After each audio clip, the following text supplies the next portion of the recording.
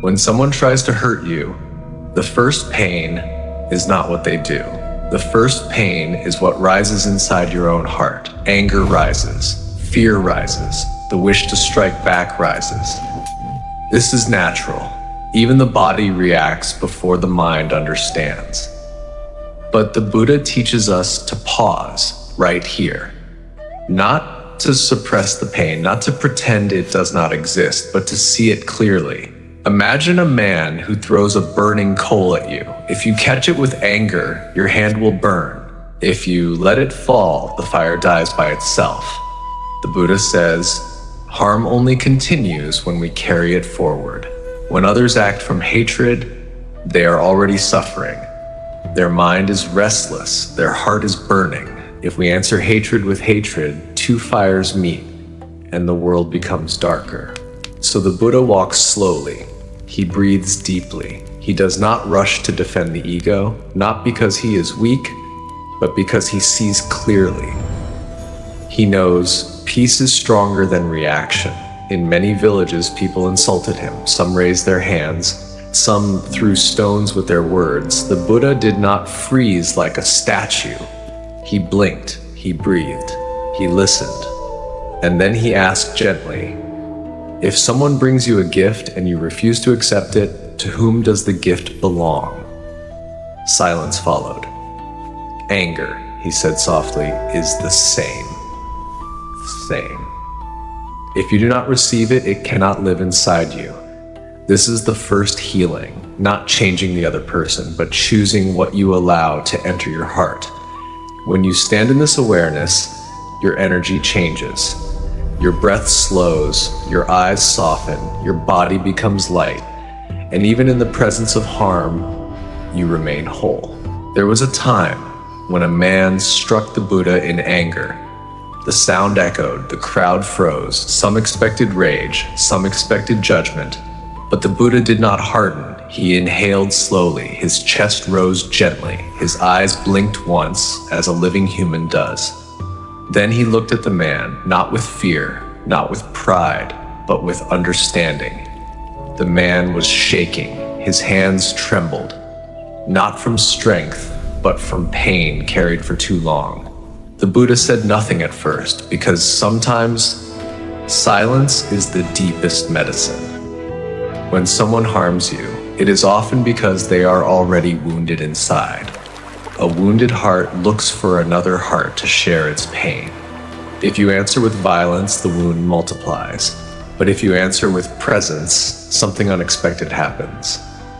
The Buddha stepped closer, not to confront, but to connect. His body relaxed, his shoulders lowered, his breath stayed calm, and in that calm, the man's anger began to collapse. This is healing. Healing is not a miracle of light. Healing is the moment when suffering is no longer rejected. Think of a woman who lost everything, her family, her home, her hope.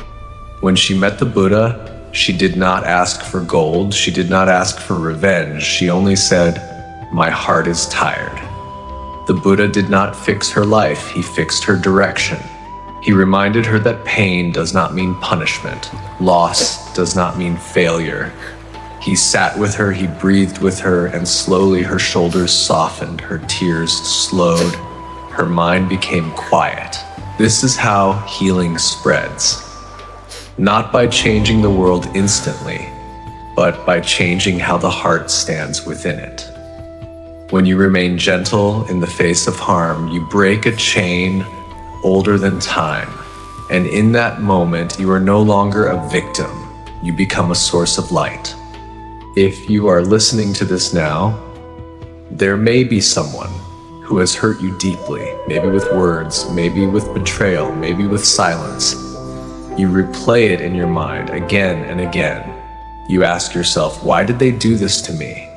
Why does it still hurt? The Buddha understood this pain. He taught that suffering does not come only from what happened, but from how long we hold it. Pain arrives like an arrow, but resentment is the hand that keeps pushing it deeper. When someone harms you, Your first reaction is natural. The heart tightens, the breath shortens, the body prepares to defend. Do not judge this reaction.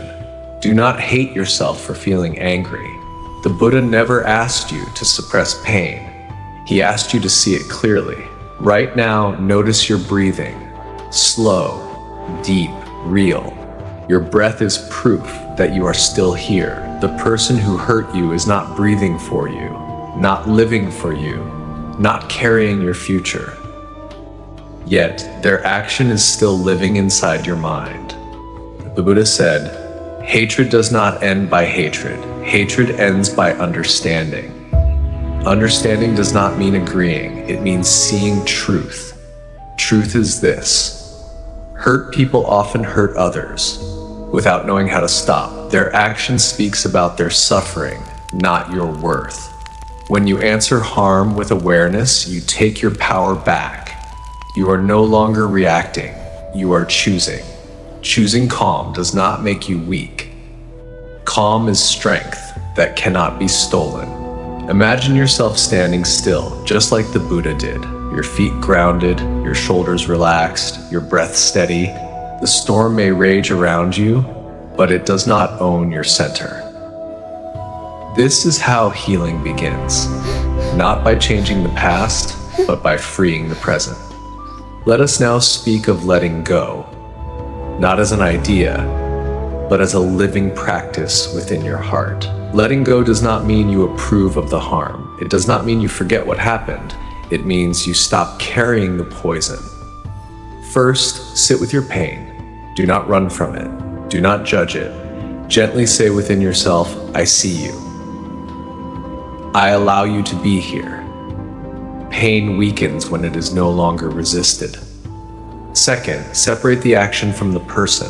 What hurt you was an action born from ignorance, fear, and suffering, not from truth, not from peace. When you see this, anger slowly loosens its grip. Third, bring your breath into the wound. Slow breath in, long breath out. With each exhale, imagine the heaviness leaving your body. Not all at once, just a little, each breath. This is how healing truly happens. Fourth, release the story you repeat. Notice how the mind replays the moment again and again. Each replay renews the pain. Gently tell yourself, this moment has passed. I choose not to live there anymore. The past cannot hurt you unless you invite it into the present. Fifth, choose compassion, not for them, but for you. Holding hatred keeps the wound open. Compassion closes it.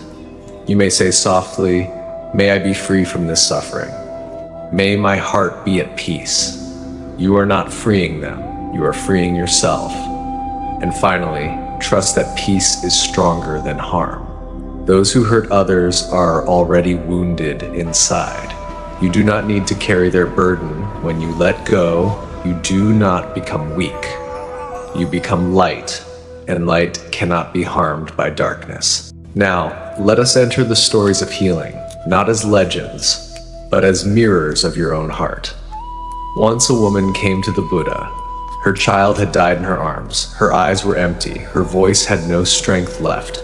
She begged for a miracle. She begged for life to return.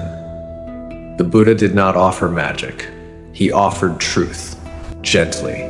He asked her to bring a mustard seed from a home untouched by death.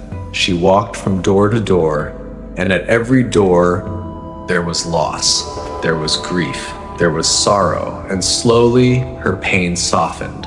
She realized she was not alone. The Buddha healed her, not by taking away death, but by dissolving isolation. Suffering feels unbearable only when we believe it belongs to us alone. Another day, a violent man approached the Buddha, hands stained with blood, a heart hardened by rage. He expected fear, he expected resistance, but the Buddha stood still, breathing calmly, eyes full of quiet compassion. And in that silence, the man felt something unfamiliar, not judgment, not hatred, but peace. For the first time, his violence had nowhere to land. That moment broke him open. Sometimes healing does not arrive as comfort, it arrives as stillness, so deep that the storm collapses.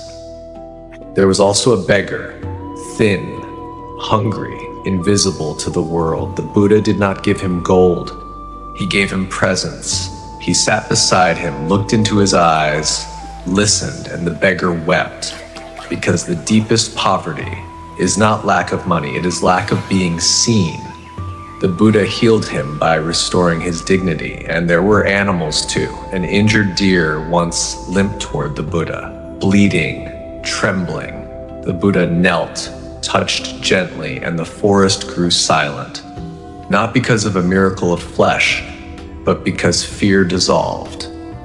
When fear leaves the body remembers how to heal. These stories are not about the Buddha alone, they are about what awakens when compassion enters a moment. You may not be a Buddha, but you carry the same seed. Each time you choose patience over anger, each time you respond with understanding, each time you meet pain without violence, healing happens, not loudly, not dramatically, but deeply and quietly. Now allow your body to be still. You do not need to change anything. You do not need to fix anything. Just be here. Take a slow breath in and gently breathe out. Again, in and out. Feel the weight of your body resting. Feel the ground supporting you without asking anything in return. Now bring your awareness to your heart. Not the physical heart, but the space where emotions live. Notice what is there. Maybe there is pain. Maybe there is anger. Maybe there is a memory you have been carrying for a long time. Do not push it away. Simply look at it as the Buddha would, with kindness, with patience, without fear.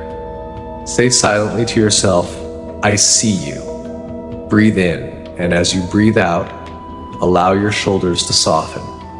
If someone has hurt you, see their face in your mind. Do not argue with it. Do not justify it. Just notice what arises in your body. Tightness, heat, resistance. Now ask gently, where am I holding this pain? And breathe into that place. With each breath out, imagine loosening your grip, not because what happened was right, but because you no longer wish to suffer. Forgiveness does not mean forgetting. It means freeing yourself from carrying poison in your own heart. Now imagine a soft, warm light appearing in your chest. It is calm, it is steady, it does not rush. With every breath in, the light grows slightly brighter. With every breath out, it spreads through your chest, your arms, your hands, down through your abdomen, your legs, your feet. This light does not fight darkness, it simply replaces it. If tears come, let them come. Tears are not weakness, they are release. Now gently say within, I choose peace over pain. I choose understanding over anger. I choose to let go. Feel the body respond, a little softer, a little lighter. You are not erasing the past, you are reclaiming the present. Stay here for a few breaths. Nothing to do, nowhere to go. Just breathing, just being. And know this, each time you return to this place, you weaken suffering's hold. Each time you choose awareness, you walk the Buddha's path. Slowly, gently, when you are ready, let the light remain in your heart as you continue on. Now, before this moment fades, listen closely. The Buddha did not teach us how to escape the world. He taught us how to walk through it without being wounded by it. You will still meet difficult people. You will still face loss, misunderstanding, and pain. But something has changed. You no longer react from the wound. You respond from awareness. When someone tries to harm you, remember this. They are acting from their own suffering. A person at peace does not need to hurt another. So when harm comes toward you, pause, not to suppress, not to pretend, but to choose. You may choose silence over argument. You may choose distance over conflict. You may choose compassion without allowing abuse. This is wisdom. Letting go does not make you smaller, it makes you free. Like a hand that opens, you no longer cling to what burns you. The Buddha's path is simple, but not easy. It asks you to stop feeding anger, to stop rehearsing pain, to stop identifying with the story of being hurt. Instead, you become the witness. And from that place, peace naturally arises. Remember this truth: no one can steal your inner light unless you hand it to them. Every breath is a new beginning. Every moment of awareness is a step toward awakening. As you leave this meditation, carry one intention with you: I will not let suffering choose my actions. Walk slowly, speak gently, act with clarity. And when you forget, because you will simply return to the breath, return to the heart, return to the light within. This is the Buddha's way, not somewhere far away, but here, now, within you.